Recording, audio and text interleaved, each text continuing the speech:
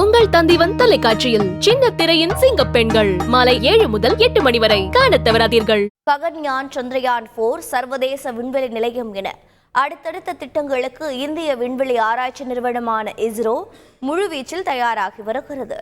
இந்த ஆண்டிற்கான space expo விண்வெளி ஆராய்ச்சி கண்காட்சி பெங்களூரில் தொடங்கியுள்ளது. இதில் விண்வெளிக்கு மனிதர்களை அனுப்பும் ககன்யான் திட்டம், சந்திரயான் 4 ஆகிய திட்டங்களின் மாதிரிகள் இடம்பெற்றுள்ளன.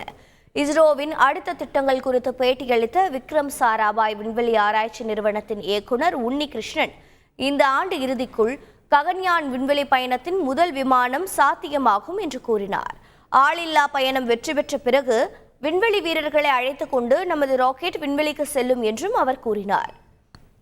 இந்த திட்டங்களை செயல்படுத்த திருவனந்தபுரத்தில் உள்ள விக்ரம் சாராபாய் விண்வெளி மையத்திலும் ஸ்ரீஹரிகோட்டாவில் உள்ள சதீஷ் தவான் விண்வெளி மையத்திலும் இரவு பகலாக விஞ்ஞானிகள் பணியாற்றி வருவதாகவும் அவர் கூறியுள்ளார். உங்கள் தந்திவன் தொலைக்காட்சியில் சின்ன திரையின் சிங்க பெண்கள் மாலை 7 முதல் 8 மணி வரை காணத் தவறாதீர்கள்.